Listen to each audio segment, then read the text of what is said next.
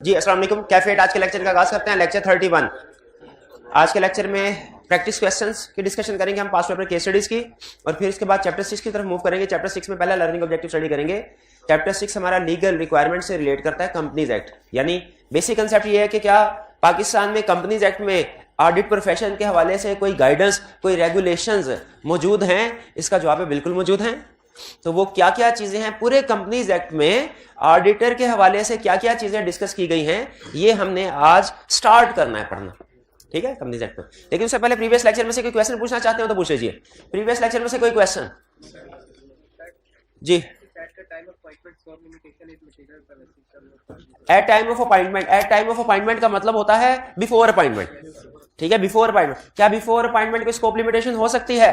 बिल्कुल हो सकती है। इसकी सबसे बड़ी एग्जांपल क्या है कि अगर प्रीडिसेसर ऑडिटर को रोक दिया जाए, प्रीडिसेसर ऑडिटर से कम्युनिकेशन करने से क्लाइंट रोक दे, तो एट टाइम ऑफ एक्सेप्टेंस। यहाँ बाज़ औक़ात ऐसा भी होता है कि पिछले साल की कोई स्कोप लिमिटेशन थी, इस साल भी वो कंटिन्यू करे, प्रॉब्लम रिजॉल्व ना हो, तो एट टाइम ऑफ अपॉइंटमेंट भी स्कोप लिमिटेशन हो सकती है। ये चीज समझ आ गई? वो भी मटेरियल भी हो सकती है, परवेसिव भी हो सकती है, ठीक है, मटेरियल भी हो सकती है और परवेसिव भी हो सकती है। मटेरियल हो सकती है, परवेसिव हो सकती है, तो हो सकती है, हो सकती है, ठीक है। वो वैसे ही हो सकती है जैसे ड्यूरिंग ऑडिट होती है, अमाउंट देखते हैं हम उसको, ठीक है। लेकिन ये जो प्रीडिसेसर ऑडिटर से कम्युनिकेशन करने से रोका जाता है ना, क्योंकि ये हमारा एक one of the most significant decision होता है क्लाइंट को एक्सेप्ट करना, जो कि इस कम्युनिकेशन पे डिपेंड करता है। तो अगर कम्युनिकेशन करने से रोका जाए तो इसका इफेक्ट परवेसिव है, यानी हम सिंपली एंगेजमेंट को एक्सेप्ट नहीं करते। ये स्कोप लिमिटेशन बाय मैनेजमेंट समझी जाती है, जिसका इफेक्ट परवेसिव है। लेकिन स्कोप लिमिटेशन बिफोर एक्सेप्टेंस की यही एग्जांपल नहीं है, और भी बहुत सी एग्जांपल है। जैसे मैंने कल आपको एग्जांपल दी थी कि हो सकता है पिछले साल कुछ रिकॉर्ड जल गया हो, ठीक है, या शायद मेरा ख्याल है वो दूसरी मिस स्टेटमेंट की एग्जांपल थी। स्कोप लिमिटेशन की एग्जांपल भी सुन लें। हमारा एक लिस्टेड क्लाइंट था, उसने उसका फिक्स एसेट रजिस्टर मेंटेन नहीं होता। फिक्स एसेट रजिस्टर समझते हैं क्या होता है? फिक्स एसेट रजिस्टर, जो स्टूडेंट फिक्स एसेट रजिस्टर और फिक्स एसेट शेड्यूल में फर्क बताएगा 100 रुपए का इनाम पाएगा। फटाफट बताइए, फिक्स एसेट रजिस्टर और फिक्स एसेट शेड्यूल में फर्क जी बताया, शाबाश। हाँ शाबाश। फिक्स एसेट रजिस्टर पहले मेंटेन होता है, और इसके बाद जो फिक्स एसेट शेड्यूल है वो नोट्स ऑफ द अकाउंट्स यानी फाइनेंशियल स्टेटमेंट्स में डिस्क्लोज किया जाता है। इन शॉर्ट फिर से सुन लें, जो फिक्स एसेट रजिस्टर है ये आपका एक तरह से समझ ले टी अकाउंट है, और जो फिक्स एसेट शेड्यूल है ये फाइनेंशियल स्टेटमेंट्स के अंदर नोट्स ऑफ द अकाउंट्स का हिस्सा है। फिर से फिक्स एसेट रजिस्टर क्या है? एक तरह से टी अकाउंट। टी अकाउंट है नहीं, वो तो फिक्स एसेट्स अकाउंट, वो तो इक्विपमेंट अकाउंट। टी अकाउंट है नहीं, टी अकाउंट की तरह एक रिकॉर्ड है। फिक्स एसेट रजिस्टर क्या है? टी अकाउंट की तरह एक रिकॉर्ड, जिसमें एक एक फिक्स एसेट्स की डिटेल लिखी होती है। फिक्स एसेट रजिस्टर क्या है? एक टी अकाउंट की फिक्स एसेट का रिकॉर्ड टी अकाउंट की तरह, जिसमें एक एक फिक्स एसेट्स की डिटेल लिखी होती है। कौन सा फिक्स एसेट? ये वाला एसी कब खरीदा, कितने में खरीदा, अब तक इसकी हर साल कितनी डेप्रिसिएशन रिकॉर्ड, इस वाले एसी की लैदा एंट्री होगी अगली लाइन में, ये वाला एसी कब खरीदा, इस एसी की लैदा होगी। एक एक फिक्स एसेट्स का रिकॉर्ड होता है फिक्स एसेट रजिस्टर में। किसका रिकॉर्ड होता है? एक एक फिक्स एसेट, कब खरीदा, कितने में खरीदा, हर साल डेप्रिसिएशन क्या रिकॉर्ड हो रही है, अब तक की टोटल डेप्रिसिएशन कितनी है, बुक वैल्यू कितनी है, ठीक है। और फिक्स एसेट शेड्यूल क्या होता है? ये समझ लें इसी का टोटल करते हैं कैटेगरी वाइज, यानी फिक्स एसेट शेड्यूल में भी यही चीज आ रही होती है। टोटल कितने एसेट्स खरीदे, कितने कॉस्ट क्या थी, उनकी अभी तक डेप्रिसिएशन कितनी है, एंड पे बुक वैल्यू क्या है। फिक्स एसेट शेड्यूल में भी यही होता है, लेकिन फर्क क्या है? फिक्स एसेट रजिस्टर में इंडिविजुअल एसेट्स की डिटेल होती है, और फिक्स एसेट शेड्यूल में एग्रीगेट टोटल इक्विपमेंट, उसमें एसी नंबर 1 की क्या कॉस्ट है, एसी नंबर 2 की क्या कॉस्ट है, ये फिक्स एसेट शेड्यूल में नहीं लिखा होता। कहां लिखा होता है? फिक्स एसेट रजिस्टर में। तो फिक्स एसेट रजिस्टर में फिक्स एसेट शेड्यूल में फर्क समझ आया? तो बताइए पहले क्या बनता है भला? फिक्स एसेट रजिस्टर, फिर उसके बाद बनता है फिक्स एसेट शेड्यूल। आई कैप ने अपने ओपिनियन में कहा हुआ है, टेक्निकल ओपिनियन में आई कैप की वेबसाइट पे है, कि अगर क्लाइंट ने फिक्स एसेट रजिस्टर मेंटेन नहीं किया हुआ, आप फिक्स एसेट्स को वेरीफाई नहीं कर सकते। बताइए एग्री करते हैं इस बात से? आपको फिजिकल वेरिफिकेशन करने के लिए डिटेल चाहिए ना। क्लाइंट से पूछेंगे, क्लाइंट कहेगा भाईजान मुझे इतना तो पता है कि मेरे पास जो टोटल एसी है ना वो है 2.5 करोड़ के, लेकिन कितने एसी हैं, वो किस किस जगह पे हैं, ये मुझे कोई नहीं पता। क्या वेरिफिकेशन कर सकते हैं? नहीं कर सकते। तो हमारा एक क्लाइंट था, उसने फिक्स एसेट रजिस्टर मेंटेन नहीं किया हुआ था, फिक्स एसेट रजिस्टर मेंटेन नहीं किया हुआ था, तो बताइए क्या ये स्कोप लिमिटेशन है? बिल्कुल है। इफेक्ट ऑन रिपोर्ट बताइए मेरा भाई। इस सिचुएशन में इफेक्ट और इफेक्ट मटेरियल है, इफेक्ट मटेरियल बोल दिया, अमाउंट किस लिए पूछ रहा भाई? अमाउंट किस लिए? इफेक्ट मटेरियल बोल दिया ना, अमाउंट किस लिए पूछी? फिर किस लिए पूछी अमाउंट? जब मटेरियल बता दिया तो फिर अमाउंट का तो कोई अमल दखल नहीं है। बताइए effect. Qualified opinion fail, paper बहुत अच्छा हुआ लेकिन फिर भी fail. Basis for qualified opinion की बात किसने करनी है? करे ना। डिस्क्लेमर ऑफ ओपिनियन आएगा, ये ले। अभी इफेक्ट मटेरियल मेरे साथ ऐसे क्यों करते हैं? हाँ फिर से कोई मसला नहीं, अगली टाइम नहीं नहीं नहीं वो वाली टाइम नहीं। क्वालिफाइड ओपिनियन शाबाश, फिर भी fail. Proper books of accounts वाली बात किसने करनी है? प्रॉपर बुक्स ऑफ अकाउंट्स, क्या ये लॉ कहता नहीं है आपने बुक्स ऑफ अकाउंट्स मेंटेन करनी है? फिक्स एसेट रजिस्टर ही मेंटेन नहीं किया हुआ, वो याद है, याद किया था, एसेट्स और लायबिलिटीज की डिटेल भी बुक्स ऑफ अकाउंट्स में शामिल होती है, तो वो ओपिनियन भी बोर्ड। तो क्लाइंट ने फिक्स एसेट रजिस्टर मेंटेन नहीं किया था, ओपिनियन क्वालिफाइड। अगले साल स्टार्ट में, जब अगले साल रीअपॉइंटमेंट हुई, स्टार्ट में ही पहला सवाल क्या पूछा होगा ऑडिटर ने क्लाइंट से? भाई फिक्स एसेट रजिस्टर। उन्होंने कहा हम एक्टिविटी स्टार्ट कर दी है, मेंटेन कर रहे हैं, ऐसा ऐसा ऐसा ढूंढ रहे हैं किधर पड़े हुए हैं, फिक्स एसेट रजिस्टर बन रहा है।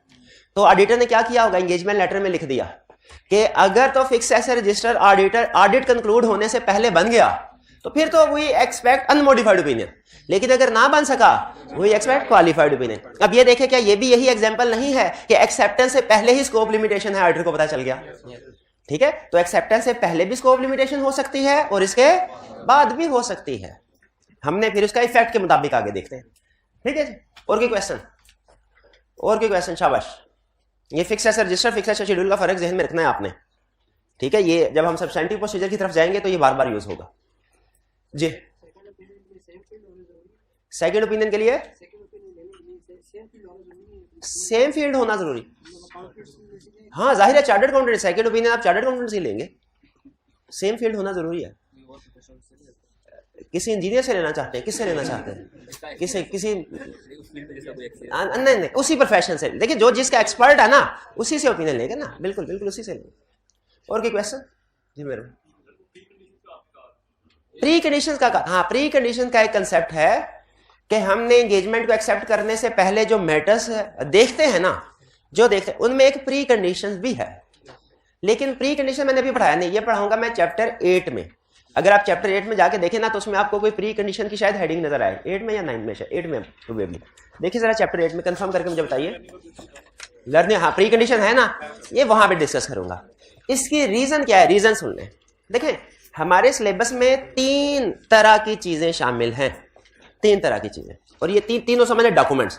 जैसे काउंटिंग पढ़ते हैं तो काउंटिंग में तो आपका एक ही डॉक्यूमेंट होता है ना, IFRS, यही बोलते हैं ना, IFRS। ऑडिट में 3 तरह के डॉक्यूमेंट्स होते हैं जो अप्लाई होते हैं हमारे। एक ISA, international standard on auditing, जो जिनमें लिखा हुआ है कि आपने ऑडिट कैसे करना। एक है कोड ऑफ एथिक्स, जिन पे लिखा होता है कि ऑडिटर ने इंडिपेंडेंट कैसे रहना है क्लाइंट से, कोड ऑफ एथिक्स। और तीसरा है कंपनीज एक्ट, क्योंकि कंपनीज एक्ट में भी कुछ ऐसी रिक्वायरमेंट्स है जो ऑडिट प्रोफेशन पे अप्लाई होती है, तो हमें कंपनी एक्ट में तो तीनों पढ़ना है। ठीक है, हमारा जो नॉर्मली इस बुक में जितने भी चैप्टर्स हैं वो सारे के सारे ऑडिटिंग स्टैंडर्ड्स के ऊपर बेस कर रहे हैं। जो चैप्टर 5 और चैप्टर 7 है ये कोड ऑफ एथिक्स पे बेस कर रहा है। तो जब कभी कोड ऑफ एथिक्स का क्वेश्चन आएगा, रिक्वायरमेंट में लिखा होगा ना कोड ऑफ एथिक्स के मुताबिक आंसर करें, तो समझ आइएगा ये चैप्टर 5 या चैप्टर 7 में से कोई क्वेश्चन है। ठीक है, जो चैप्टर 6 है ये लीगल रिक्वायरमेंट्स का क्वेश्चन है, कंपनीज एक्ट का। जब कभी कंपनीज एक्ट रिक्वायरमेंट में कहीं लिखा हो, समझ आइएगा किस चैप्टर का क्वेश्चन है, चैप्टर 6 का क्वेश्चन। ठीक है, तो असल में ये चैप्टर 5 है कोड ऑफ एथिक्स। जो प्री कंडीशन की टर्म है ना, ये ऑडिटिंग स्टैंडर्ड की टर्म है, ऑडिटिंग स्टैंडर्ड की टर्म है। अब चूंकि क्वेश्चन में वो इकट्ठा पूछ लेता है तो इसलिए कंसेप्ट बिल्ड करने के लिए मैंने इसको प्री कंडीशन के साथ जोड़ दिया, वरना असल में pre condition code of ethics में लफ्ज नहीं इस्तेमाल हुआ। कहां इस्तेमाल हुआ है? ऑडिटिंग स्टैंडर्ड में। तो मैंने सिर्फ लिंक जोड़ने के लिए ना, कि लिंक कंसेप्ट का बन जाए, यहां पे प्री कंडीशन का लफ्ज ऐड कर दिया। समझाना इसको मैंने बाद में, बस आपने इतना कंसेप्ट ध्यान में रखना है कि एक्सेप्टेंस के वक्त हमने ये भी देखना है प्री कंडीशंस मौजूद है कि नहीं। If pre conditions are present हम एक्सेप्ट करेंगे, if pre conditions are not present हम एक्सेप्ट नहीं करेंगे। ठीक है, अब प्री कंडीशंस क्या है ये बाद में स्टडी करेंगे। ठीक, प्री कंडीशन होता है जैसे प्री रेक्विजिट्स, सीए में आने के लिए इंटरमीडिएट पास करना जरूरी है, इंटर पास करना जरूरी है, या A लेवल पास करना जरूरी है। ये क्या है? ये प्री कंडीशन है सीए की। उसी तरह ऑडिट की भी कुछ प्री कंडीशन है जिनके बगैर आप ऑडिट कर नहीं सकते, शुरू नहीं कर सकते, एक्सेप्ट ही नहीं कर सकते, वो बाद में पढ़ेंगे। क्लियर? चैप्टर 9 में प्री कंडीशन वाली बात क्लियर हो गई। और कोई क्वेश्चन? पक्का कोई क्वेश्चन नहीं? होम असाइनमेंट करके आए? कितने स्टूडेंट्स होम असाइनमेंट करके आए? शाबाश। क्या है ये 25% स्टूडेंट क्यों नहीं होम भाई, क्यों नहीं होम असाइनमेंट करके आया मेरा भाई? मेरा भाई होम असाइनमेंट क्यों नहीं करके आता? रिजल्ट आ गया। मेरा भाई ऐसा क्यों है? वो जिम्मेदार शहरी क्यों नहीं है? क्यों नहीं मेरे भाई असाइनमेंट की? आपने असाइनमेंट की है? असाइनमेंट की है? नहीं नहीं असाइनमेंट किया कि नहीं? असाइनमेंट किया तो आपके सवाल का जवाब दूंगा, वरना नहीं मैं दे रहा। शाबाश, पूछे भी सवाल। में तो अगर पिछले 10 सालों के दौरान कंपनी कभी भी एक दफा प्रॉफिट एंड लॉस में आ जाती है तो क्या हर ऑडिटर उसको इनकार ही करता रहेगा? इनकार नहीं किया। उन्होंने कहा कि सर आपने एक्सेप्टेंस में जो मैटर कंसीडर करते हैं उसमें लिखा हुआ है प्रीवियस एंगेजमेंट से जो इन्फॉर्मेशन आई वो कंसीडर करनी है आपने, ठीक है? तो अगर फर्ज कीजिए एक दफा कोई फ्रॉडलेंट एक्टिविटी में इन्वॉल्व हो गया कोई डायरेक्टर, तो क्या आप 10 साल बाद भी अगर वो ऑडिट क्लाइंट का हिस्सा है तो हम उसकी इंटेग्रिटी पे डाउट क्वेश्चन मार्क लगाएंगे? इसका जवाब है यस, लगाएंगे। इसका ये मतलब नहीं है कि हम क्लाइंट को एक्सेप्ट ही नहीं करेंगे, एक्सेप्ट कर सकते हैं at your own risk, accept कर सकते हैं एट योर ओन रिस्क, क्योंकि एक्सेप्ट करेंगे रिस्क ऑफ फ्रॉड ज्यादा है, रिस्क ऑफ फ्रॉड ज्यादा है, प्रोसीजर ज्यादा परफॉर्म करना पड़ेंगे। ठीक है, ठीक है। आपका एक दोस्त है, उसने आपसे मैट्रिक में उधार लिया था 10,000 रुपए, आज तक नहीं वापस किए, अब फिर उधार लेने आ गया। क्या वो 15 साल 10 साल पहले वाला इवेंट आपके जहन में आएगा कि नहीं? आप अपना अगला डिसीजन करते हुए कि लोन देना चाहिए कि नहीं, उस 10-15 साल पुरानी बात को जहन में रखेंगे कि नहीं? बिल्कुल रखेंगे। अच्छा, उसके बाद लाजमी नहीं आप ना ही कर दें, मैं भी आप फिर भी उसको, लेकिन जहन में जरूर आएगा भाई मिलने नहीं है तो हाँ जी, तो हाँ जी बिल्कुल। तो इसीलिए जब कोई और इशू सामने आया हो ना, तो हमें एक दफा अलर्ट हो जाना चाहिए कि पास्ट में एक एंगेजमेंट परफॉर्म की थी, उसमें इस डायरेक्टर ने गड़बड़ की थी, इस ऑडिट में हो सकता है फिर कर रहा हो। जी जी, तसल्ली हो गया, जवाब मिल गया, शाबाश। आगे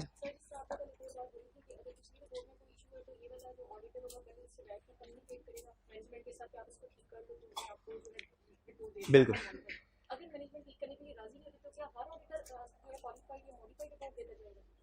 जी, अगर प्रीवियस ईयर में कोई मिसस्टेटमेंट थी वो इस साल भी है, ठीक है, और हमने ऑडिट के स्टार्ट में मैनेजमेंट से कहा सर इसको करेक्ट कीजिए, क्योंकि प्रीडिसेसर ऑडिटर ने शायद हमें बता दिया होगा, अगर मैनेजमेंट इसको करेक्ट नहीं करती तो हमने कौन सा ओपिनियन देना? क्वालिफाइड। और हम नहीं देते, हमारी बजाय किसी और ऑडिटर के पास चले जाते हैं, तो वो कौन सा ओपिनियन देगा? वो भी क्वालिफाइड। क्योंकि सारे ऑडिटर ने जो डिसीजन करना है वो आईएफआरएस की बेस पे करना है या आईएसए की बेस पे करना है। तो आईएफआरएस और आईएसए तो सारे ऑडिटर्स के लिए सेम है, तो सारे ऑडिटर्स ही सेम कंक्लूजन पे पहुंचेंगे। ठीक है कि मिस स्टेटमेंट है, इफेक्ट मटेरियल है, तो क्वालिफाइड भी, चाहे ये ऑडिटर हो, चाहे ये हो, चाहे वो हो, सब सेम कंक्लूजन में पहुंचेंगे। सर फिर ओपिनियन शॉपिंग के अंदर किस तरह फिर अनमोडिफाइड ओपिनियन दे सकते हैं? ओपिनियन शॉपिंग फिर किस तरह हो सकती है, इसको छोड़ दें। असल में जिस तरह वकीलों के पास बड़े नुस्खे होते हैं ना, तो प्रैक्टिस में प्रैक्टिशनर्स के पास भी कुछ नुस्खे होते हैं, वो कुछ और चक्कर चला लेते हैं। वो कहते हैं इस एरिया को ठीक कर लें ऐसे ही, क्योंकि ये सबकी नजरों में आ गया है, तो डेप्रिसिएशन रिकॉर्ड कर दें। क्योंकि अब आईके आपने क्वालिटी कंट्रोल रिव्यू किया ना पिछले साल, इसकी बेस पे उसने इस साल ये लाजमी देखना है डेप्रिसिएशन रिकॉर्ड हुई कि नहीं। आपका मकसद प्रॉफिट है ना, उसे प्रोविजन से हम पूरा कर देंगे। और बड़े तरीके होते हैं, तो वो किसी ना किसी दूसरे तरीके से काम करवा देते हैं क्लाइंट। और कोई क्वेश्चन? कोई क्वेश्चन नहीं? चलिए अब होम असाइनमेंट, आपके होम असाइनमेंट की तरफ चलते हैं। कुछ क्वेश्चन आपको दिए गए थे। अच्छा, ये कल की होम, हाँ, लेकिन ये प्रीवियस क्वेश्चन है ना जो डिस्कस नहीं हुए थे। अगर मैंने आपको की असाइनमेंट दी, अगले लेक्चर में डिस्कस ना हो तो खत्म होगी क्या? खत्म नहीं हुई, इसको डिस्कस तो करना है ना। हाँ, लेकिन चूंकि अब हमारे ज्यादा प्रैक्टिस हो गई है तो अब थोड़ा हमारी डिस्कशन क्विक हुआ करेगी। सबसे पहले रिक्वायरमेंट कह रहे discuss the possible impact on the audit report and specify the procedure. ये तो डिस्कस नहीं हो गया, जिसमें हमने कहा था इसने प्रोसीजर बाद में लिख दिया, उसे पहले लिखने चाहिए थे। ये लैला लिमिटेड सोनी लिमिटेड वाला डिस्कस नहीं हुआ। चले, इसमें फिर वही मसला आ गया। क्या मसला आ गया?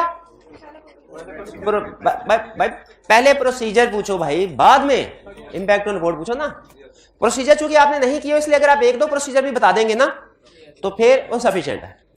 You are the audit partner in firm of chartered accountants. Some of the audits are in the finalization stage and presently the following matters are under your consideration. A. The management of Sony Limited has changed its revenue recognition policy. As the audit engagement partner, you are satisfied with the accounting and disclosure related to change in accounting policy. Further, the impact of change is significant. क्या opinion modify हो रहा है? Miss statement scope limitation है कोई ना? Miss statement है, scope limitation है, फिर क्या है? Unmodified opinion. लेकिन क्या रिपोर्ट में कोई और पैराग्राफ इफेक्ट हो रहा है? वो कौन सा आ रहा है?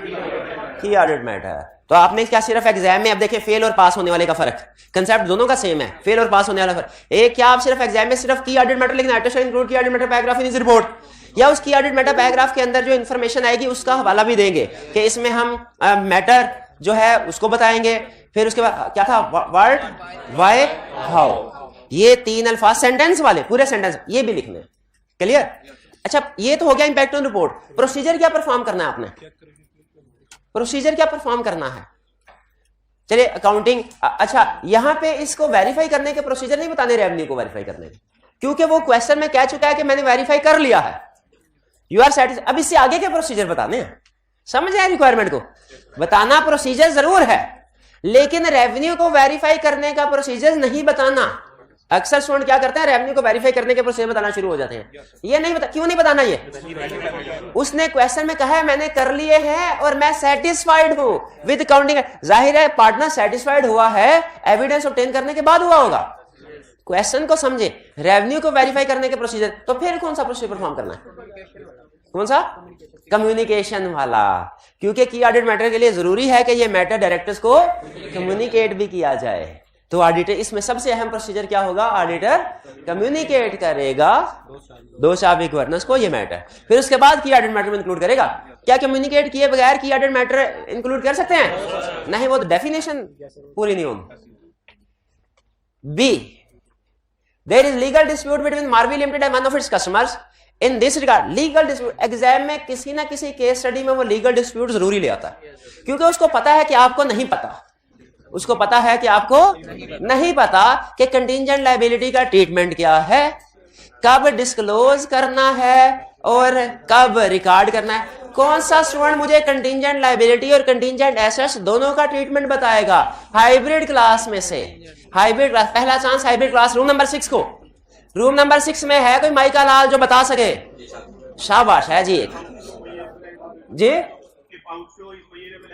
ये बताइए पहले कंटिंजेंट लायबिलिटी का रूल बता रहे हैं कि कंटिंजेंट एसेट का? कंटिंजेंट लायबिलिटी का, शाबाश। If outflow is probable and measurable तो रिकॉर्ड करेंगे, सही कह रहे हैं, सही कह रहे हैं जी, आगे चले। वरना डिस्क्लोज करेंगे, यानी अगर मेजरेबल या प्रोबेबल नहीं है तो क्या करेंगे? दोनों में से एक चीज भी नहीं है तो डिस्क्लोज करेंगे। बेहतरीन, आगे चलें जी।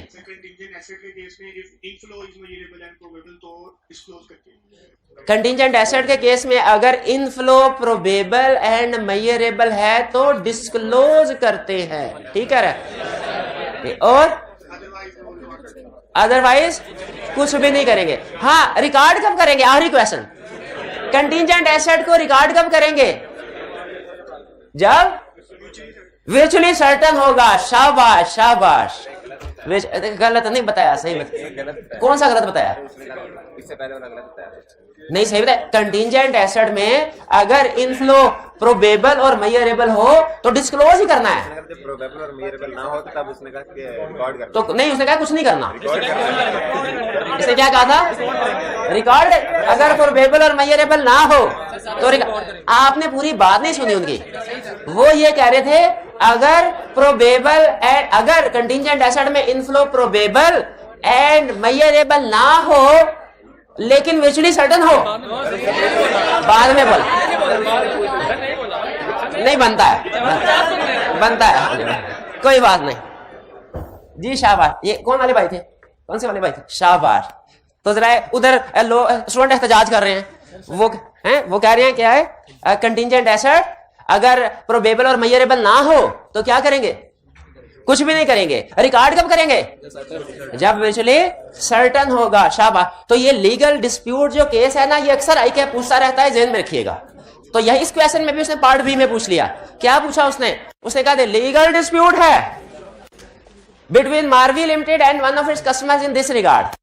Legal advisor has confirmed the stance of management in a meeting with you, however has refused to provide written confirmation. तो ये क्या है? स्कोप लिमिटेशन है। रिटर्न कंफर्मेशन उसे नहीं दी। इफेक्ट क्या है? नहीं बताया। दोनों डिस्कस करेंगे। इफ मटेरियल क्वालिफाइड और बेसिस फॉर क्वालिफाइड, परवेसिव तो डिस्क्लेमर ऑफ ओपिनियन और basis for disclaimer of opinion, और की ऑडिट मैटर नहीं आएगा। C. Management of Lala Limited is not willing to make certain disclosure. Management of view that these disclosure will not add any value to the financial statement. Further information required to make these disclosure cannot be compiled before deadline of the completion of audit.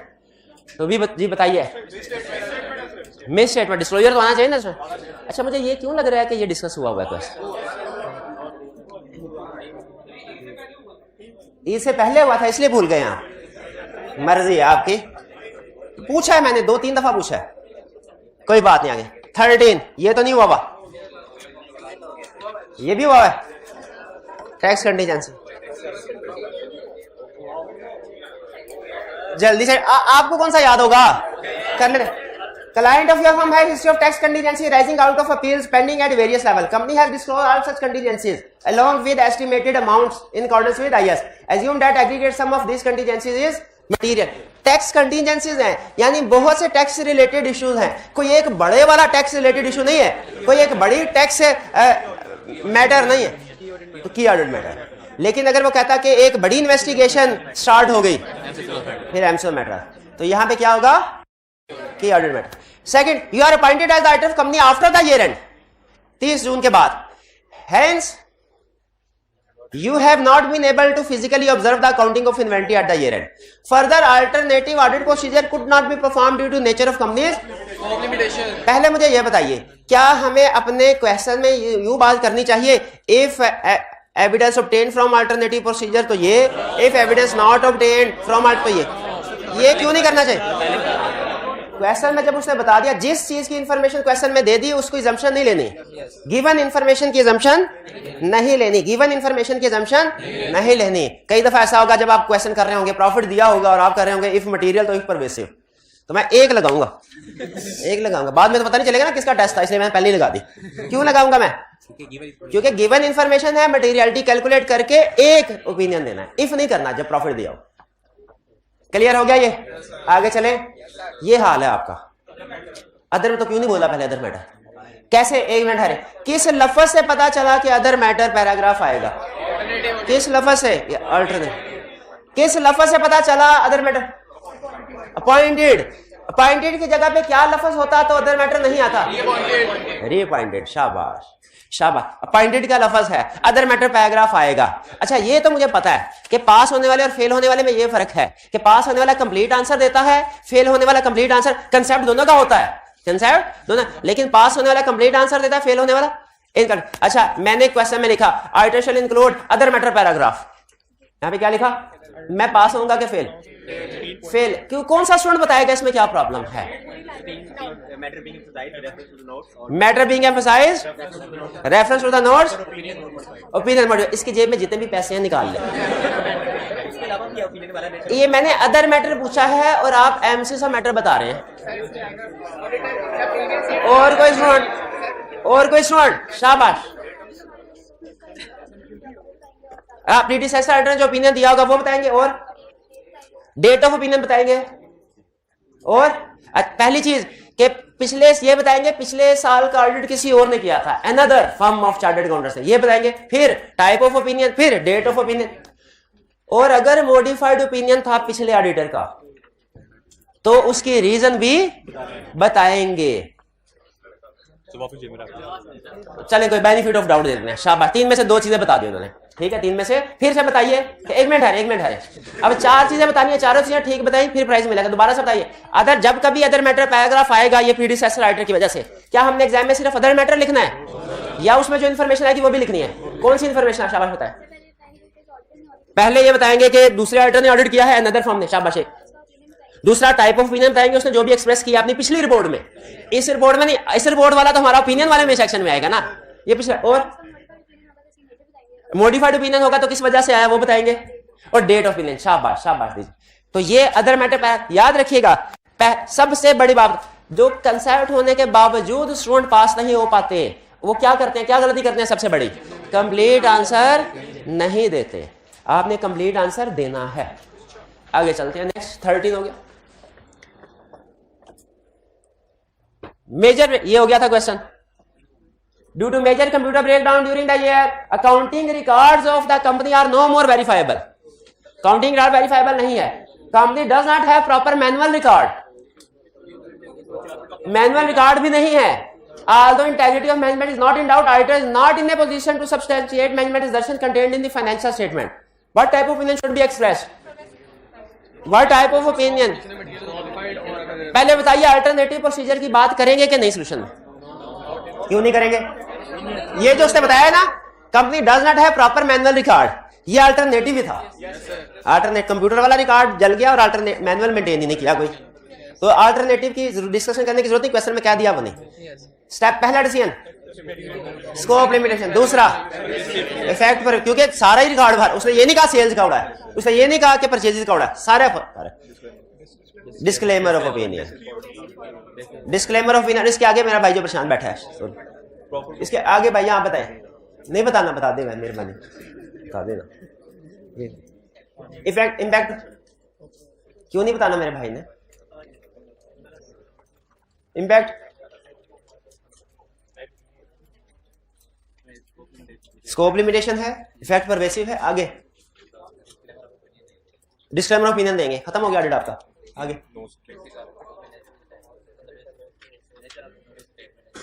Nature of miss statement नहीं, nature of scope limitation बताएंगे, किसमें? Basis for opinion paragraph में के basis for disclaimer of opinion paragraph में? Disclaimer opinion और proper books of accounts maintain नहीं की, शाबाश। और क्या इफेक्ट आएगा रिपोर्ट की? ऑडिट मैटर इंक्लूड नहीं करेंगे। स्टूडेंट कहने का सर उसने तो पूछा हुआ है सिर्फ ओपिनियन, आप उधर बेसिस पे भी चले गए हैं, आप उधर प्रॉपर बुक्स पे भी चले गए, आप उधर की ऑडिट मैटर पे भी चले गए। तो केस स्टडी में इंपैक्ट ऑन ओपिनियन पूछे या इंपैक्ट ऑन रिपोर्ट पूछे, एक ही बात है। थ्योरेटिकल क्वेश्चन में दोनों में फर्क है कि opinion is a part of report, लेकिन केस स्टडी में इंपैक्ट ऑन ओपिनियन पूछे या इंपैक्ट ऑन रिपोर्ट पूछे, आपने सारी रिपोर्ट पे इंपैक्ट बताना है। क्या अदर मैटर की बात करेंगे? अदर मैटर की बात करेंगे, बताइए अदर मैटर की बात करेंगे, करेंगे या नहीं? यस या नो करें, यस या नो करें, या नहीं करेंगे? शाबाश। क्यों नहीं करेंगे? बिल्कुल ठीक है, क्योंकि ये स्कोप लिमिटेशन बाय मैनेजमेंट नहीं है। वो तो स्कोप लिमिटेशन बाय मैनेजमेंट हो, उसका इफेक्ट परवेसिव हो, फिर हम विड्रॉ करते हैं, विड्रॉ पॉसिबल प्रैक्टिकेबल ना हो तो फिर अदर मैटर, इसमें नहीं करेंगे। ठीक है जी, आगे चलते हैं। What type of audit opinion should be expressed in following circumstances? Case study है, ये हो गया। 23 ये भी हो गया, ये तो सारे हो गए। हाली लिमिटेड वाला हो गया, ये नहीं हुआ, ये नहीं हुआ। हाली लिमिटेड कर लेते हैं, हाली लिमिटेड ये 23 असाइनमेंट में था, हुआ नहीं, वो नहीं, अगर मैंने असाइनमेंट में दे दिया ना तो वो फिर बाद में हो जाएगा। हम तरतीब से नहीं चल रहे, हम तरतीब से नहीं चल रहे, मैं कंसेप्ट को सेलेक्ट करके क्वेश्चन आपको देता हूं। अगर 23 असाइनमेंट में था कि नहीं था? नहीं था, ठीक। 24A ये हो गया हुआ यार, ये क्या है आप? अच्छा एक चीज ध्यान में रखिएगा, हम जितने भी क्वेश्चन की डिस्कशन करते हैं, ये जो आपको दिया जाता है, मैं आपको असाइनमेंट में 12th एडिशन और 11th एडिशन दोनों के नंबर लगा के देता हूं, ठीक है। लेकिन जो हम क्लास में, जो मेरे पास मैं किताब इस्तेमाल कर रहा हूं वो 12th एडिशन है, तो ये सारे क्वेश्चन जो आपने बताने हैं, देखने हैं 12th एडिशन में से देखने हैं। जो 11th एडिशन यूज कर रहे हैं वो अपने पास वो एडिशन रख के खुद से मैच करके देख लें कि उधर कौन सा है, ठीक है जी। तो 12th एडिशन में बताइए कि क्या असाइनमेंट में ये क्वेश्चन था, कल की असाइनमेंट में, सॉरी इससे पहले असाइनमेंट में, और ये डिस्कस हो गया था क्लास में? नहीं हुआ था, तो डिस्कस कर लेते हैं। हाली लिमिटेड है सबसे पहले रिक्वायर्ड, क्या देख के नजर आ रहा है कि केस स्टडी है? Required evaluate the above condition and discuss the impact on audit report. If revaluation loss of rupees 12 million is recorded in financial, evaluate the above condition, evaluate the above situations का मतलब क्या है? evaluate का मतलब क्या है भाई? evaluate का मतलब क्या है? के ऊपर सिचुएशन को देखो क्या है, क्या ये मिस स्टेटमेंट है, स्कोप लिमिटेशन है या कुछ और? evaluate का मतलब क्या है? कितनी दफा बताऊंगा मैं, क्या मतलब है evaluate का? के ऊपर पढ़ो सिचुएशन, बताओ ये मिस स्टेटमेंट है, स्कोप लिमिटेशन है या कुछ और? ये कुछ और से क्या मुराद है मेरा भाई? कि एमसीक्यू मैटर है, कि अदर मैटर है, की ऑर्डर मैटर है, गोइंग कंसर्न अनसर्टेनिटी है, क्या है ये? कह रहे Hali limited has a policy to carry its building at revalued amount. मैंने जैसे ही रीवैल्यूड अमाउंट पढ़ा मेरे जहन में की ऑडिट मैटर आ गया। मैंने कहा अगर तो इसने काम सही किया ना, अल्लाह करे सही किया हो, तो मैं इसको की ऑडिट मैटर में डालूंगा, ठीक है, रीवैल्यूड अमाउंट, रीवैल्यूड को मैंने अंडरलाइन कर लिया इसीलिए। At the balance sheet date यानी 31 December 2012 valuer had finalised the valuation report of only 3 out of total 8 properties. उसने 8 में से सिर्फ 3 की, तो ये सिलेक्टिव रिवैल्यूएशन। अच्छा, IS 16 है रिवैल्यूएशन का, वो इजाजत नहीं देता कि कुछ अभी कर लो कुछ बाद में, क्या कहता है इंटायर क्लास को रिवैल्यू। ये पता है मैं इंटायर क्लास वाली बात का। According to this report the properties were signed a valuation of 50 million as against carrying amount of 62 million. तो 12 मिलियन का इम्पेयरमेंट लॉस रिकॉर्ड करें। स्टूडेंट ये समझ रहा होता है कि 12 मिलियन का इम्पेयरमेंट लॉस है, ठीक किया है, हालांकि मिस स्टेटमेंट 50 और 62 में नहीं है, मिस स्टेटमेंट ऊपर है 3 और 8 में। सिलेक्टिव रीवैल्यूएशन अगेंस्ट IFRS है, ये मिस स्टेटमेंट है। मिस स्टेट क्या अमाउंट दी गई है, प्रॉफिट भी नहीं दिया हुआ, तो क्या करें, दोनों करें। इफ मटेरियल तो क्वालिफाइड, परवेसिव तो एडवर्स। आगे बाकी सारी कहानी बताने की जरूरत तो नहीं है, बेसिस और की ऑर्डर मैटर का जो रेफरेंस। एक स्टूडेंट कहने लगा सर आप हमेशा जब भी इंफॉर्मेशन से नहीं दी होती आप मटेरियल डिस्कस करते हैं, परवेसिव करते हैं, इमटेरियल क्यों नहीं करते? वो भी तो हो सकता है इमटेरियल, क्योंकि इमटेरियल के एग्जाम में मार्क्स नहीं रखे होते। आप अगर मार्किंग स्कीम पढ़े ना, आप अगर एग्जामिनर कमेंट्स पढ़े तो उसने जो जैसी सोल्यूशन पढ़े तो इमटेरियल को कभी डिस्कस नहीं करता। इमटेरियल सिर्फ उस वक्त डिस्कस करता है जब खुद से स्पेसिफिकली कह दे कि इसका इफेक्ट इमटेरियल है या अमाउंट दी हो और वो थोड़ी सी हो, वरना जब हमने अज्यूम करना है तो हमेशा 2 पॉसिबिलिटीज को डिस्कस करना है, मटेरियल और वैसे। 24 है clear? B, during 31 December 2012 Chirag limited has changed its policy for valuation of investment in a subsidy from fair value to cost. Cost से फेयर वैल्यू पे तो जा सकते हैं, फेयर वैल्यू से कॉस्ट पे तो नहीं ना आ सकते। अच्छा वो भी आ सकते हैं, ये भी चेंज इन पॉलिसी होगी, ठीक है, ये भी चेंज इन पॉलिसी, पक्का चेंज इन पॉलिसी है, आ सकते हैं ना fair value. Had the company continued with its previous policy for valuation of investment at fair value, subject value would have been reduced by 50। अगर प्रीवियस के ऊपर continue करते तो 50 मिलियन से अमाउंट कम हो जाती। ये उसने अमाउंट दे दी 50 मिलियन, लेकिन क्या ये मिस स्टेटमेंट है? मिस स्टेटमेंट नहीं है, तो फिर हमें इस अमाउंट से कोई गर्ज नहीं। अमाउंट तो तब चाहिए होती है जब मिस स्टेटमेंट में स्कोप लिमिटेशन हो।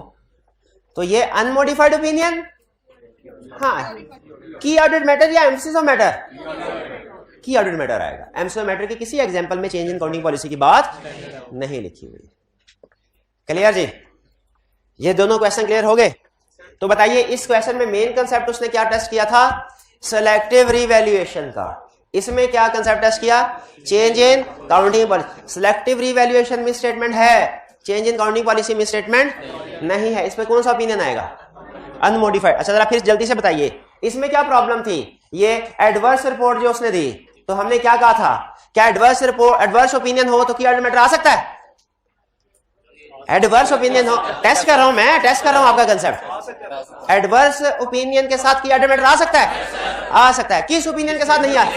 Disclaimer of opinion. शाबाश शाबाश। आगे चल 31, you are senior responsible for the audit Iqra industry. ये किया हुआ हमने, ये भी हो गया,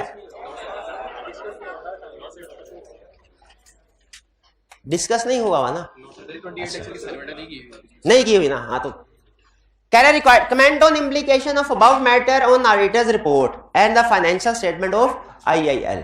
आपने कमेंट करना है इंपैक्ट ऑन रिपोर्ट पे।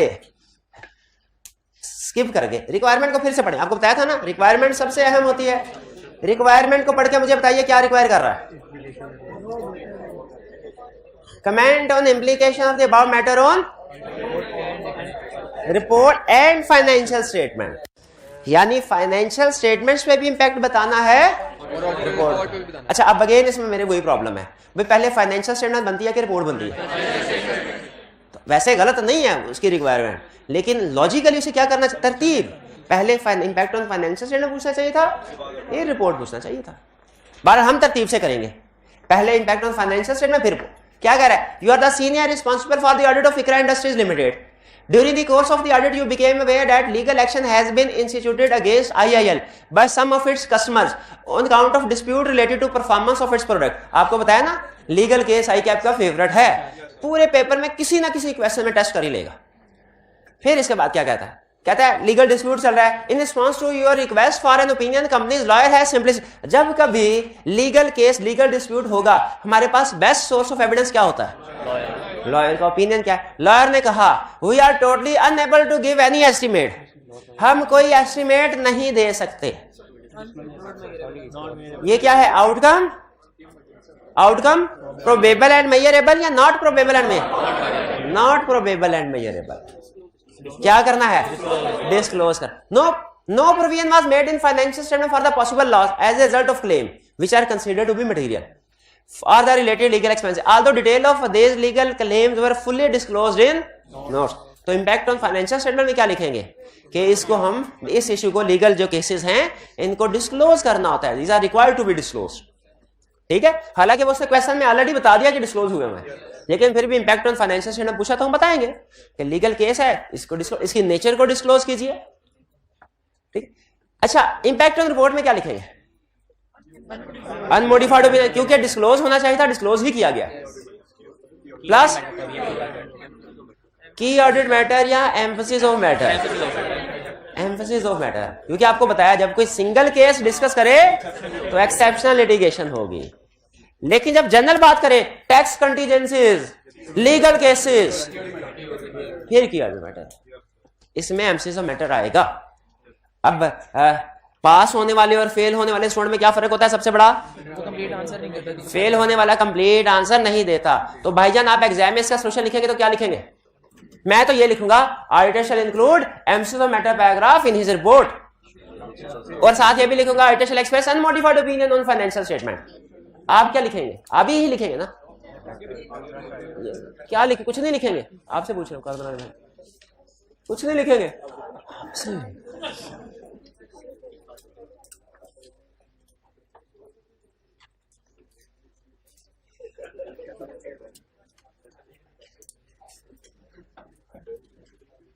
क्या करते हैं, क्यों नहीं याद करके आते? ऑडिट कल मेरे भाई ने कितनी देर पढ़ा? 5वां चैप्टर याद किया। अच्छा ये है, सवाल कुछ और पूछा है, जवाब कुछ और दिया है, एग्जामिनर की रिक्वायरमेंट को नहीं समझ पाए, फिर ट्राई करते। कल ऑडिट कितनी देर पढ़ा? ये नहीं पूछा मैंने क्या पढ़ा, क्या पूछा है? कितनी देर पढ़ा? रिक्वायरमेंट समझ रहे हैं? कितनी देर पढ़ा? 1.5 घंटा पढ़ा। शाबाश शाबाश जी, कंप्लीट नहीं ये कंप्लीट यही पूछा था 1.5 घंटे। तो एमसीक्यू मैटर के साथ आपने मजीद ये भी बतानी है 3 चीजें। कौन सी? Matter being emphasised, reference to the notes the accounts. सिर्फ एमसीक्यू मैटर लिखेंगे तो फेल हो जाएंगे। चलिए आज के लिए मेरे हाल इतने क्वेश्चंस काफी हैं, अब हम चलते हैं आज के टॉपिक की तरफ।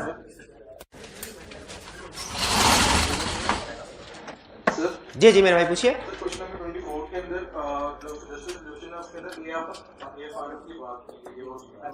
ये इकरा वाला, इकरा इंडस्ट्रीज वाला, हार्ली लिमिटेड वाला, चेंज इन काउंटिंग पॉलिसी, हाँ बिल्कुल उसने आईएफआरएस की बात तो हम बताएंगे ना उसको कि सिलेक्टिव रिवैल्यूएशन करना आईएफआरएस के अगेंस्ट है।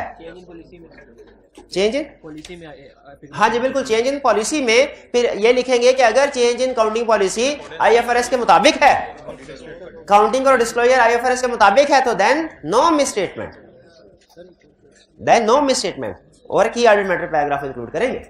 सर जो सजेस्टेड सॉल्यूशन है उसके अंदर जिस तरह बताते हैं कि अदर मैटर की और चीजें लिखनी है, एम्फसिस ऑफ मैटर की और इस तरह तफसील में लिखना, तो सजेस्टेड सॉल्यूशन इस तरह कहीं पे कुछ लिखे ही ना, उनके अंदर भी अदर मैटर था, उसके अंदर भी इस तरह कुछ नहीं है, इसके अंदर भी एम्फसिस ऑफ मैटर। देखिए एम्फसिस ऑफ मैटर जहां कहीं है ना, रूल बना लीजिए कि आपने उसमें जो बाकी 3 चीजें वो जरूर, अगर जैसे सोल्यूशन में किसी जगह पे सिर्फ एम्फसिस मैटर लिखा है, बाकी 3 मैटर्स नहीं लिखे हुए, तो आपने लिखने जरूर है, मुझे हाईलाइट कर दीजिएगा, क्लास के बाद बता दीजिएगा मेरे भाई, मैं अपने पास नोट करके उसमें ऐड कर लूंगा, ठीक है। लेकिन असल में पुराने जो क्वेश्चंस होते थे ना पुराने, उनमें वो आई कैप रिक्वायर नहीं करता था। अब आई कैप ना डिटेल टेस्टिंग कर रहा है, तो नए क्वेश्चन को तो हमने जैसे जैसे आ रहे हैं उसको ठीक कर रहे हैं, मतलब उसी तरीके से जो लेटेस्ट रिक्वायरमेंट है, पुराने क्वेश्चन में बात में भी कुछ रह गया हो तो, लेकिन आपने याद रखिए आपने हमेशा कंप्लीट आंसर देना है एमसीक्यू मैटर जब कभी आएगा, चाहे सोल्यूशन में लिखा है या नहीं लिखा, आपने वो तीनों बातें लिखनी है। क्लियर मेरे भाई? और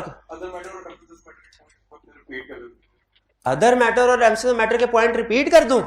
अभी कर देते हैं, यही कौन सी बड़ी बात है, अभी कर देते। मेरा भाई चैप्टर 4 पे आइए, लर्निंग ऑब्जेक्टिव है ये 48 पेज, ठीक है। ये 48 पेज है, 47 है, 47 में a learning objective for circumstances when names of matter, ये वाली लिस्ट यही पूछ रहे हैं मेरे भाई, यही रिपीट करनी है ना, जो 3 पॉइंट लिखने हैं। अच्छा मेरा भाई क्या पूछ रहे हैं, 3 पॉइंट या ये पेज 48 पे है। अच्छा ये ध्यान में रखिए, जो एमसीक्यू मैटर के पॉइंट है ना, ये हर एग्जांपल के यही 3 पॉइंट है, लेकिन जो अदर मैटर के आपको बताया ना 4, वो सिर्फ उस केस में लिखने हैं जब प्रीडिसेसर राइटर वाला केस हो। बाकियों में नहीं, बाकियों में सिर्फ अदर मैटर पैराग्राफ लिख दे और बता दे इसमें आप क्या मेंशन करेंगे, बस। ठीक है मेरे भाई, चलिए अब हम स्टार्ट करने जा रहे हैं चैप्टर 6। चैप्टर 5 और 7 ये दोनों कोड ऑफ एथिक्स के चैप्टर है, ये दोनों कौन से हैं, कोड ऑफ एथिक्स। चैप्टर 6 है ये लीगल रिक्वायरमेंट का क्वेश्चन। लीगल रिक्वायरमेंट से मुराद कंपनीज एक्ट की रिक्वायरमेंट। तो हम बेसिक क्वेश्चन मेरा, क्या कंपनीज एक्ट 2017 में हमारे ऑडिट प्रोफेशन के हवाले से कुछ लीगल रिक्वायरमेंट्स हैं? तो जवाब है यस हैं।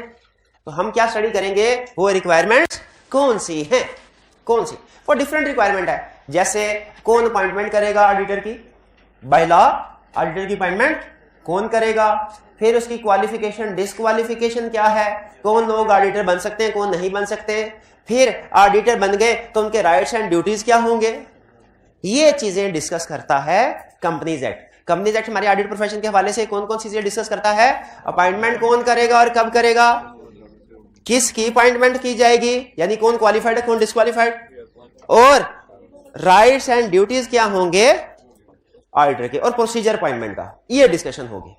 आज के लेक्चर में हम सिर्फ अपॉइंटमेंट की बात करेंगे, क्वालिफिकेशन डिस्क्वालिफिकेशन की नहीं करेंगे, अपॉइंटमेंट के प्रोसीजर की बात नहीं करेंगे, और rights and duties of auditor नहीं पढ़ेंगे, सिर्फ किसकी बात करेंगे, अपॉइंटमेंट की। और इसमें हम सीखेंगे ऑडिटर की कौन करता है कब करता है, क्या सीखेंगे, ऑडिटर की अपॉइंटमेंट कौन करता है कब करता है। और अगर आपसे जब कभी पूछे ना कौन करता है, तो आपने ये भी साथ बताना है कब करता है, कंप्लीट आंसर तभी होगा ना, कौन करता है और कब करता है। तो कंसेप्ट है हमारा अपॉइंटमेंट ऑफ ऑडिटर, ऑडिटर की अपॉइंटमेंट कौन करेगा कब करेगा, इट डिपेंड्स कि ऑडिटर किस टाइप का है। फर्स्ट ऑडिटर है उसका रोल कुछ और है, सब्सीक्वेंट ऑडिटर है इसका रोल कुछ और है, कैजुअल वैकेंसी है इसका रोल कुछ और है, डिस्क्वालिफाइड पर्सन को अपॉइंट किया जाता है इसका रोल कुछ और है, अगर ऑडिटर रिजाइन करता है इसका रोल कुछ और है। तो सबसे पहले तो हमें हेडिंग को समझना पड़ेगा, ये हेडिंग्स का क्या मतलब है, फिर उसके बाद रूल पढ़ेंगे। फर्स्ट ऑडिटर का मतलब है कंपनी की जिंदगी का पहला ऑडिटर। जब कंपनी इनकॉर्पोरेट हुई उसके बाद, एजीएम से पहले पहले, जैसे आपने कंपनी नाम में पढ़ा होगा फर्स्ट डायरेक्टर और सब्सिक्वेंट डायरेक्टर और कैजुअल वैकेंसी, एग्जैक्टली 100% वही मतलब है यहाँ पे। फर्स्ट ऑडिटर का मतलब कंपनी की जिंदगी का पहला ऑडिटर जो इनकॉर्पोरेशन के फौरन बाद अपॉइंट किया जाता है। सब्सिक्वेंट ऑडिटर कौन है, जो फर्स्ट के अलावा कोई भी दूसरा तीसरा पांचवा 10वां 50वां 100वां ऑडिटर है, जो कहां अपॉइंट किया जाता है, एजीएम में। फर्स्ट ऑडिटर सब्सिक्वेंट ऑडिटर में फर्क समझ आ गया। कैजुअल वैकेंसी क्या है, कैजुअल वैकेंसी मर गया, 3 चीज, 2 चीजें में रखेगा, डेथ डिस्क्वालिफिकेशन। कैजुअल वैकेंसी के साथ देख ले, लिखा हुआ नहीं लिखा तो लिख ले, casual vacancy is equal to disqualification and death. ठीक है, डिस्क्वालिफिकेशन या डेथ हो तो कैजुअल वैकेंसी क्रिएट हो जाती है, यानी अब ऑडिटर नहीं रहता, वो जगह खाली हो गई। सीला में भी ये होता था ना, कैजुअल वैकेंसी डायरेक्टर की, जब उसकी डायरेक्ट डिस्क्वालिफिकेशन वगैरह हो जाए, बिल्कुल यहाँ पे रिजाइन का केस उसने लाता बताया हुआ। डेथ डिस्क्वालिफिकेशन ये होगी कैजुअल वैकेंसी, उस केस में कौन अपॉइंट करेगा वो पढ़ेंगे। फिर if disqualified person is appointed, यहां पे स्टूडेंट कहते हैं सर नहीं, यहां बाकी समझ आ गए थे, अब आपने ऐसा कंसेप्ट पढ़ाया कि पिछला भी कंफ्यूज हो गया। कैसे, कैजुअल वैकेंसी में आपने कहा कि डेथ या डिस्क्वालिफिकेशन, अगर डिस्क्वालिफिकेशन कैजुअल वैकेंसी में कवर हो रही है तो ये कहां से डिस्क्वालिफिकेशन आ गई, इस लफ्ज ने तो हमारा ये कंसेप्ट भी गड़बड़ कर दिया। तो दोनों में फर्क है क्या, ये क्या है, कैजुअल वैकेंसी क्या है, कि पर्सन अपॉइंट किया तब ठीक था, बाद में डिस्क्वालीफाई हुआ। और ये कंसेप्ट क्या है? Is appointed. इस पे कमीशन को गुस्सा नहीं आता, इस पे कमीशन को डायरेक्टर पे बहुत गुस्सा आता है। कहते तुम लोगों को पता ही नहीं, तुम इतने फारग हो कि एक डिस्क्वालीफाइड बंदे को डायरेक्टर अपॉइंट कर दिया, सॉरी ऑडिटर अपॉइंट कर दिया। तो यहां पे कमीशन को ज्यादा गुस्सा आता है। दोनों में फर्क समझ आ गया? ये है डिस्क्वालिफिकेशन अपॉइंटमेंट के बाद, वो कैजुअल वैकेंसी कहलाती है। ये क्या है? डिस्क्वालिफाइड बनते हैं। अच्छा चले, अब आपका कैफ 4 का भी टेस्ट ना हो जाए, बिजनेस लॉ का। उसमें दो अल्फाज होते थे, एक होता था वॉइड, एक होता था वॉइड एब इनिशियो। ये क्या है? वॉइड। और ये क्या है? शाबाश, बेहतरीन बेहतरीन।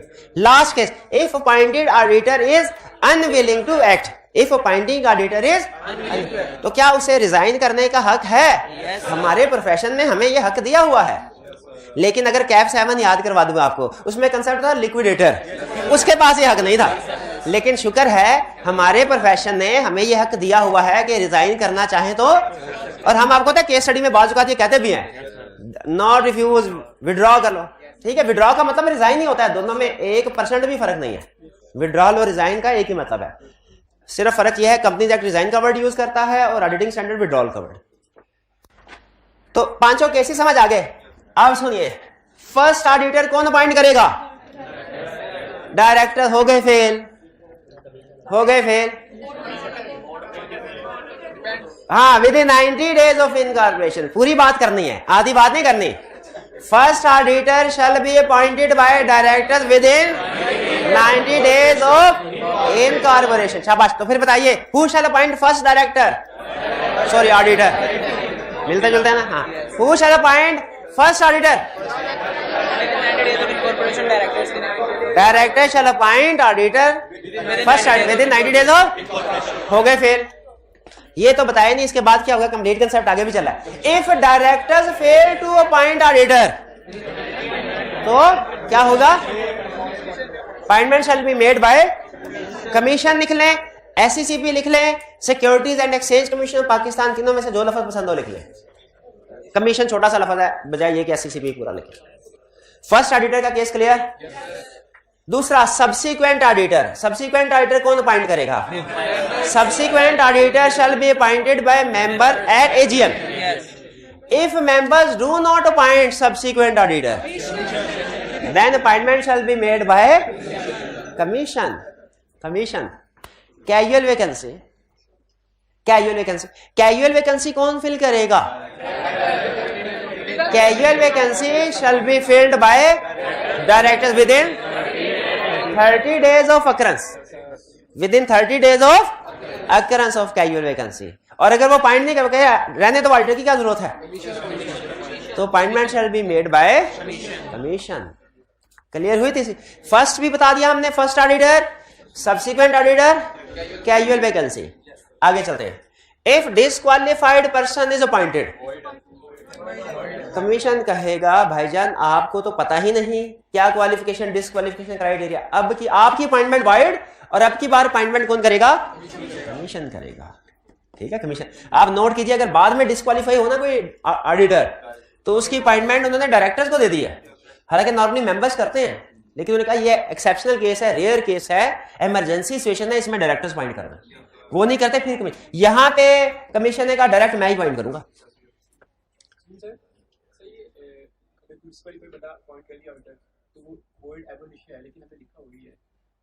हाँ जी। If appointed auditor is unwilling to act, इसका मतलब क्या है? इसका मतलब क्या है? क्या रिजाइन करना चाहे? रिजाइन कर सकता, बिल्कुल कर सकता है। अगर वो रिजाइन करेगा तो अपॉइंटमेंट कौन करेगा? कमीशन, उसकी जगह पे। ठीक है, उसकी जगह पे कौन करेगा? कमीशन करेगा। ठीक है। हाँ, इसमें एक ट्विस्ट है। पहले बताइए, ये सारी बातें क्लियर हो गई? शब इसमें एक सिचुएशन है मिड टर्म रिमूवल की। ये अपॉइंटमेंट का केस, किसी में कोई प्रॉब्लम।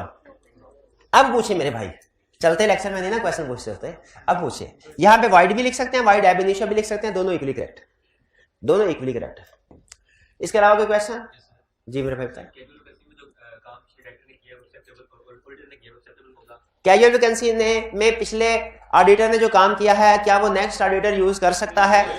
अगर पिछला ऑडिटर नेक्स्ट ऑडिटर को वो काम हैंड ओवर कर दे तो फिर कर सकता है, लेकिन अगर प्रीडिसेसर पिछला ऑडिटर अपना काम नेक्स्ट ऑडिटर को हैंड ओवर नहीं करता फिर नहीं कर सकता जी। तो जाहिर है डिस्क्वालीफाइड में तो डिस्क्वालीफाइड था।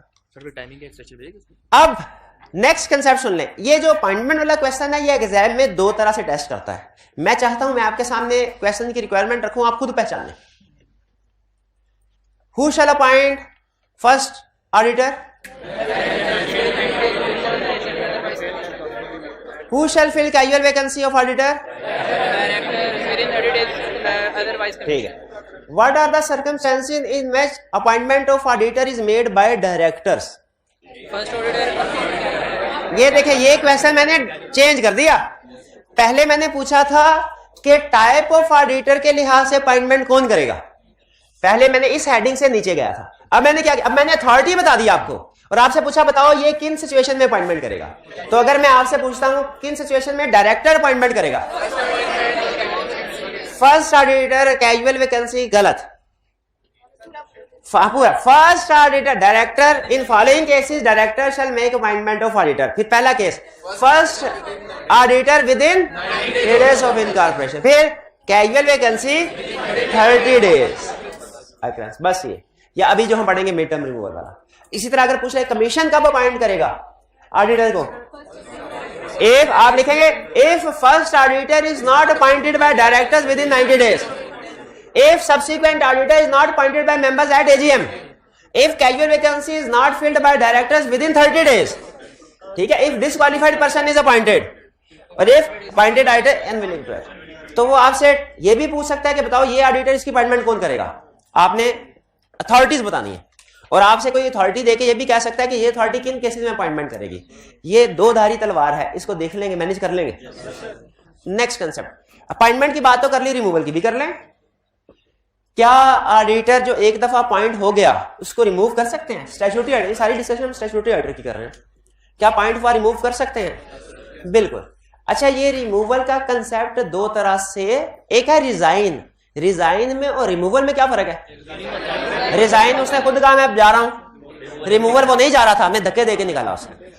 अच्छा, रिमूवल के दो ऑप्शंस हैं। एक तो ये कि उसको अपना टाइम करने दे, टाइम पूरा हो जाए फिर रिमूव करें, ठीक है। एक है मिड टर्म रिमूवल, ठीक है, मिड टर्म रिमूवल, ठीक है। एक है removal on expiry of term, एक है mid term removal. Removal on expiry of term का एक और नाम होता है रिटायर। जब कहते हैं लफ्ज रिटायर, रिटायर का मतलब अपनी मुद्दत पूरी करके जा रहा है बाइज्जत तरीके से। और मिड टर्म रिमूवल क्या है? बेइज्जत तरीके से जा रहा है। अच्छा, अब क्या रिमूवल हो? बिल्कुल। अगर एक्सपायरी ऑफ टर्म हो यानी पूरी टर्म एक्सपायर करके उसको चेंज करना हो तो वो चेंज कहां होगा? एजीएम में, रेजोल्यूशन पास। अगर एजीएम से पहले रिमूव करना हो ड्यूरिंग ऑडिट, चलते हुए ऑडिट में, फिर स्पेशल रेजोल्यूशन ऑफ मेंबर्स पास की जाएगी। डायरेक्टर्स की नहीं होती स्पेशल रेजोल्यूशन, मेंबर्स की होती है, ठीक है। अच्छा, और इसको रिमूव करने के बाद, इसको रिमूव करने के बाद जब अगला ऑडिटर अपॉइंट करना है ना, रिमूव करने के बाद नेक्स्ट ऑडिटर अपॉइंट करना है, ये किसने करना वाला? डायरेक्टर्स ने। लेकिन कमीशन से अप्रूवल लेके, सर अब पुराना ऑडिटर को हमने निकाल दिया, उसकी जगह ये एबीसी कंपनी को हम नेक्स्ट अपॉइंट करना चाहते हैं, बताइए आपको कोई इतराज तो नहीं? कमीशन अगर कोई इतराज ना करे तो उसकी अपॉइंटमेंट कर दी जाती है। आप में से कोई मुझे ये बता सकता है कि मिड टर्म रिमूवल के केस में नेक्स्ट ऑडिटर की अपॉइंटमेंट के लिए कमीशन की अप्रूवल क्यों जरूरी की गई? क्यों जरूरी की गई? क्योंकि अगर कमीशन की अप्रूवल ना होती तो मेंबर्स या डायरेक्टर ओपिनियन शॉपिंग कर सकते थे। याद है जब कभी वो क्वालिफाइड ओपिनियन एक्सप्रेस करने लगता, बताता, तो डायरेक्टर मेंबर के साथ मिलकर कहते हैं सर जी शेयर प्राइस गिर जाएगी अगर इसने क्वालिफाइड ओपिनियन दे दिया, देख लें आपका नुकसान है, हमारा क्या है, हम तो कोई अगली कंपनी ढूंढ लेंगे, आपकी वेल्थ डाउन। तो मेंबर्स कहते हैं अच्छा अभी स्पेशल रेजोल्यूशन पास करके इसको निकालते हैं और इसकी जगह अपनी मर्जी का ऑडिटर लगाते हैं। तो इससे बचने के लिए उन्होंने कहा अगर मिड टर्म रिमूवल है, अगर नॉर्मल केस है ना फिर मेंबर्स अपनी मर्जी से अपॉइंट करें, उनका हक है। लेकिन मिड टर्म रिमूवल के केस में अपॉइंटमेंट कौन करेगा? रिमूव। अच्छा, ज़हन में रखिएगा, मिड टर्म के केस में रिमूव करेंगे मेंबर्स, अपॉइंट करेंगे directors with prior approval of commission. यानी मिड टर्म का केस इतना सिवियर है, इसमें सारे लोग शामिल हो जाते हैं। Mid term clear? टेन्योर क्या होगा? कितने? 3 साल के 5 साल? ना 5 साल, ना 3 साल, ना 1 साल। 1 साल भी गलत है।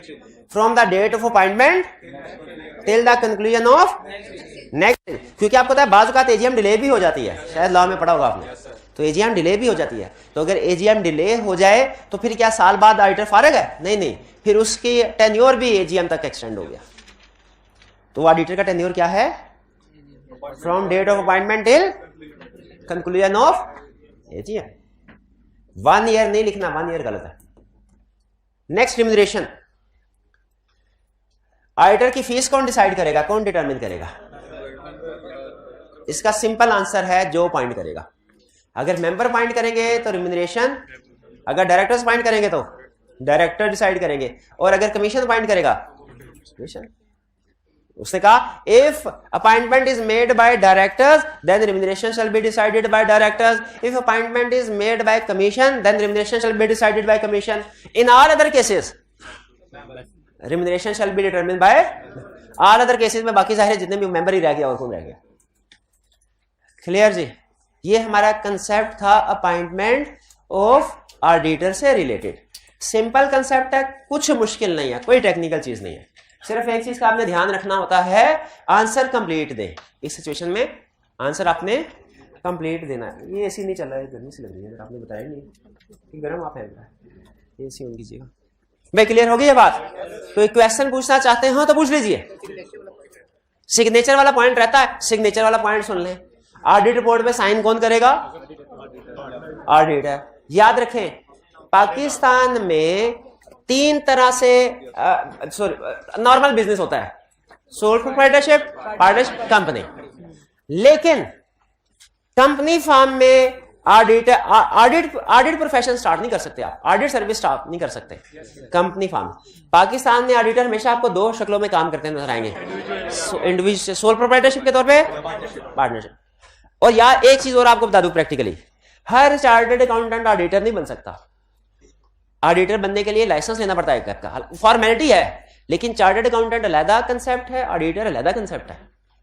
ठीक है, हर चार्टर्ड अकाउंटेंट, मैं ऑडिटर थोड़ी हूं, मैं किसी कंपनी का ऑडिट नहीं करता, लेकिन अगर करना चाहूं कर सकता हूं, उसके लिए लाइसेंस लेना पड़ेगा, एक फर्म रजिस्टर करवानी पड़ती है। क्या रजिस्टर करवानी पड़ती है?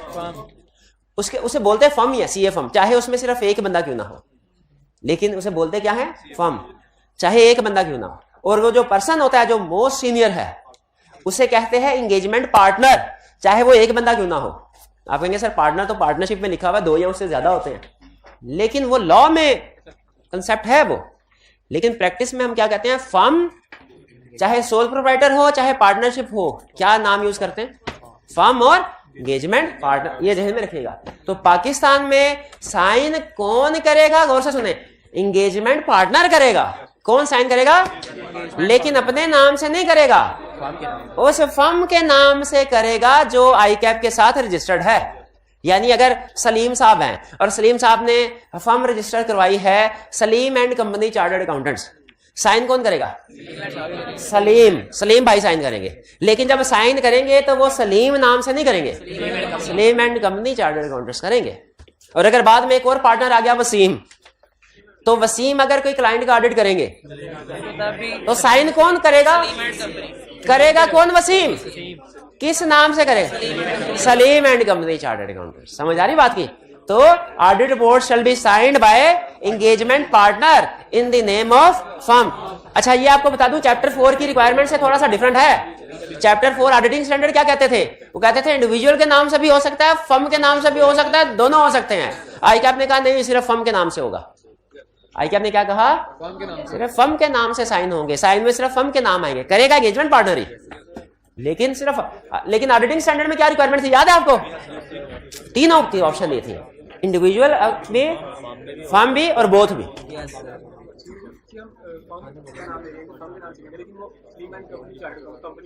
कंपनी भी, बिल्कुल कंपनी बिल्कुल है चार्ट, कोई प्रॉब्लम नहीं जी। कोई क्वेश्चन? अच्छा, असाइनमेंट मिल गया आपको? चलिए आज का लेक्चर यहाँ पे खत्म करते हैं हम। अल्लाह हाफिज।